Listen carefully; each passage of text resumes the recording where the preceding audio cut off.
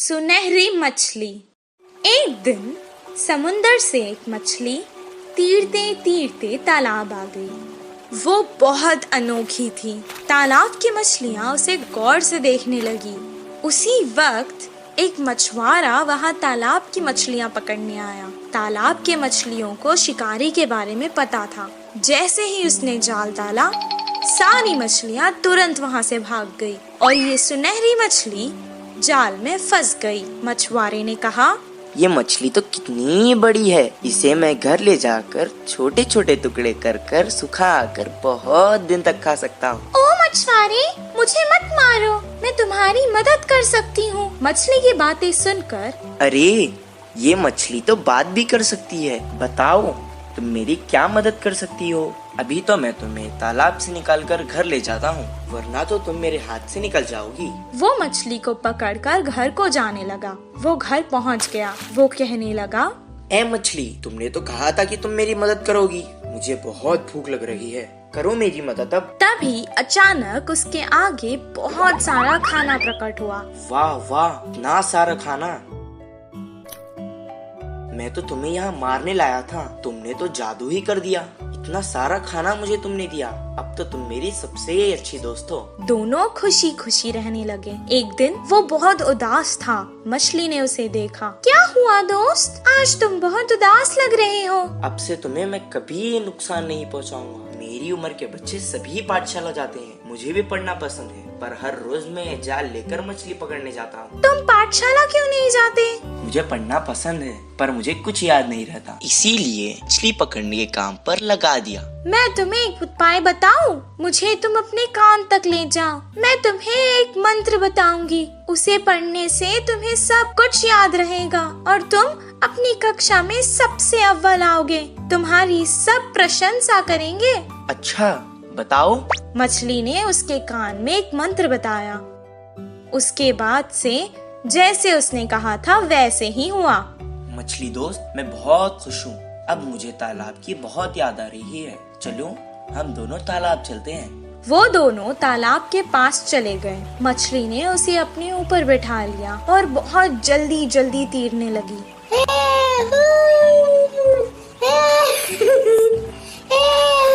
और उसने सारे तालाब की सैर करवाई उसे। सबको देखकर वो बहुत खुश हुआ। जब उसका मन भर गया, वो वापस घर जाने लगा। मछली ने कहा, दोस्त, तुम अकेले ही क्यों जा रहे हो? मुझे भी अपने साथ ले जाओ। मैं जितना खुश पाठशाला में होता हूँ, आज मैंने देख लिया कि तुम उतना ही खुश तालाब में होती हो। मैं तुम्हें तुम्हारी खुशी से दूर नहीं कर सकता, इसीलिए मैं तुम्हें यहाँ छोड़कर जा रहा हूँ। मैं वापस जरूर आऊँगा दोस्त। इस कहानी से हमें ये शिक्षा मिलती है कि जिस काम में हमें खुशी मिलती है वही काम करना चाहिए और जहाँ रहने में खुशी होती है वही रहना चाहिए। कौवे की चालाकी। एक जंगल में दो बड़े बड़े पेड़ पास पास थे। एक पेड़ पे कौवे घोंसला बनाकर रहते हैं तो दूसरे पेड़ पर कबूतर रहते थे। पूरा दिन खाना ढूंढते हुए शिकार के लिए भागते थे। शाम ढलते ही अपने अपने स्थानों पर विश्राम करते थे। कौवे के समूह में एक अति आलसी कौवा रहता था। वो उठना ही देर से उठता था। बाकी सारे खाने के लिए बाहर जाते हैं तो ये कहीं ना जाते हुए पेड़ पे ही आराम से रहता था। कुछ ही देर में वो सारे खाना लेकर खाते समय उनमें मिलकर छीन के खाता था। ऐसे उस दिन उनके लाई हुई खाने को समेटकर कौवे एक तरफ और कबूतर एक तरफ समूह में आकर खाते हैं। तो कौवे हर समय झगड़ते हुए अपने अपने बल से आहार लेते थे। कबूतर तो सब मिलजुल कर रहते थे, बिना किसी झंझट के एक सामान बांटकर खाते थे। उन कबूतरों की एकता देख आलसी कौवे ने सोचा कि आहा, उन कबूतरों को तो देखो कितने अच्छे हैं और हमारे देखो कैसे हैं। छी, अगर जन्म लेना ही है तो शेर की तरह लेना चाहिए या फिर कबूतरों की तरह लेना चाहिए। बोलकर बहुत ही उदास हुआ। कुछ देर सोच में पड़ गया और चालाकी से एक चाल चली। कपड़ों को रंग डालने वाले के घर जाकर सफेद रंग में डूब के उठा। उसके बाद अपने आप को शीशे में देखकर उछलने लगा। देखने के लिए कितना सुंदर हूँ, कोई भी मुझे कबूतर ही सोचेगा और कबूतरों के साथ अच्छे से गा सकूंगा। उड़ते हुए जाकर कबूतरों के समूह में मिल गया। धीरे से अच्छे से गा रहा था। गाने के लिए झगड़ा कर रहे कौवे को देख नफरत करने लगा। ऐसे कुछ दिन बाद उस आलसी कौवा बिना कष्ट किए आराम से रहने लगा। एक दिन भूख से बहुत भाग गया। गले में खाना अटकने से पानी के लिए रोक नहीं पाया और तुरंत बोल के जोर से चिल्लाने लगा। इससे कौवे की पोल खुल गई और क्या, सारे कबूतर मिलके कौवे को चोट से मारते हुए भगा दिया। अरे बाबा, थोड़ी भी रहम ना खाते हुए चोट से मार रहे हैं। अब फायदा नहीं, मैं मेरे रूप में बदलना ही ठीक है, बोल के सोचकर पानी में डूबा। मजाक ये था कि वो कड़ी रंग होने के कारण वो गया ही नहीं। बिना कुछ समझते हुए अकेला ही रह गया।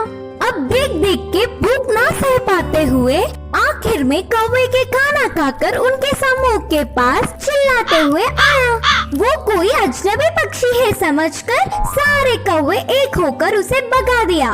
उस आलसी कौवे की चाल विफल होकर उसके लोग भी आने नहीं देने से आखिर में अकेला रह गया। इस कहानी की नीति है कि बाजू वालों के लिए भागने से अच्छा हमारे लोगों से खुश रहे। जादुई बिजली।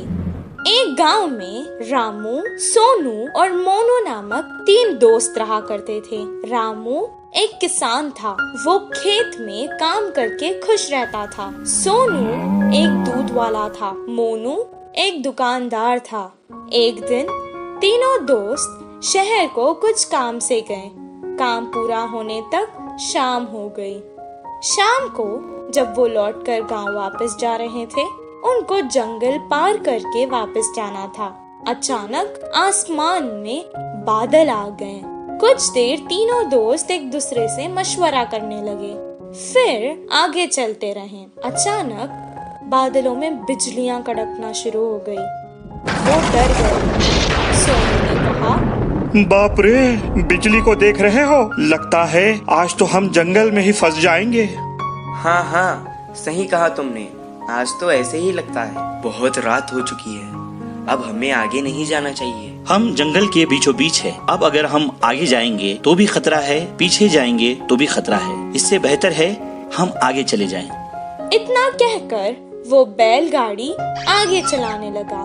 थोड़ी दूर जाते ही जोरों की बारिश शुरू हो गई। जंगल में बहुत ज्यादा अंधेरा था और ऊपर से तेज बारिश और बिजलियां कड़क रही थी। ये सब देखकर वो डरने लगे। अचानक उनकी बैलगाड़ी के सामने एक बड़ा सा पत्थर आ गिरा। तीनों बैलगाड़ी से उतर गए और एक पेड़ के नीचे रुक गए। मैंने तो पहले ही कहा था वापस चले जाएंगे। सब देखो क्या हो गया। तुमने रामू की बात मानी ना, ऐसे ही होना था। पेड़ के नीचे खड़ के वो बारिश के कम होने का इंतजार करने लगे। आसमान से एक बहुत बड़ी बिजली उनके आगे खड़कने लगी। जंगल में बहुत ज्यादा अंधेरा था और ऊपर से तेज बारिश और बिजलियां भी कड़क रही थी। ये सब देखकर वो डरने लगी। उन्हें समझ आ गया था कि ये सब कुछ किसी दुर्घटना की ओर इशारा है। मुझे लगता है कि भगवान में से हम तीनों में किसी एक को सजा देना चाहता है। अब पता नहीं वो हम तीनों में से कौन है। ऐसा ना हो, मुझे लगता है भगवान हम में से किसी पापी को सजा देना चाहता है। अब पता नहीं वो हम तीनों में से कौन है। ऐसा ना हो किसी एक के कारण हम तीनों को सजा मिले। मैंने आज तक कोई पाप नहीं किया। मैं जाकर उस बिजली के आगे खड़ा हो जाता हूँ। अगर मैं पापी हूँ तो मुझे सजा मिलेगी। जैसा उसने कहा था उसे कुछ नहीं हुआ। वो वापस पेड़ के नीचे आकर खड़ गया।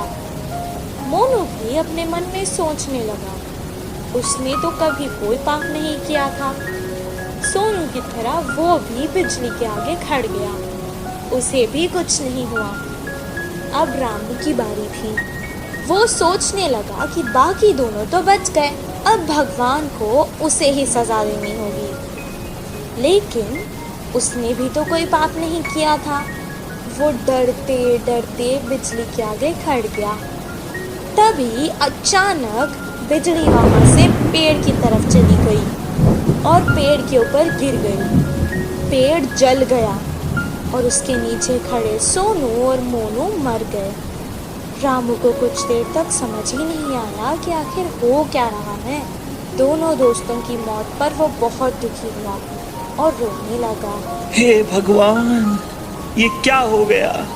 अगर अब मैं इन दोनों के बिना गांव जाऊंगा तो गांव के लोग मुझे ही इनका मौत का जिम्मेदार समझेंगे और मेरी बहुत बेइज्जती होगी। इससे बेहतर है मैं यहीं अपने दोस्तों के साथ मर जाता हूँ। रामू बहुत देर तक रोने लगा और रोते रोते वो भी मर गया।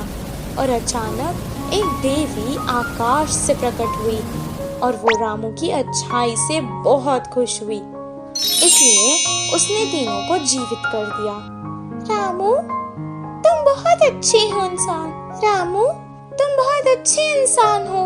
तुमने कभी कोई पाप नहीं किया है। और तुम्हारे ये दोस्त सोनू, ये जो दूध बेचता था उसमें पानी मिलाया करता था और दूध को बहुत महंगे दाम पर बेचता था। तुम्हारा ये दोस्त मोनू, ये जो व्यापार करता था, ये दुकान के सामान में मिलावट करता था और बहुत महंगे दाम पर बेचता था। तुम ही बताओ, क्या ये पाप नहीं? पर तुम बहुत अच्छे हो, सबकी मदद करते हो। तुमने ऐसे पापियों के लिए अपनी जान दे दी। मुझे अच्छा लगा।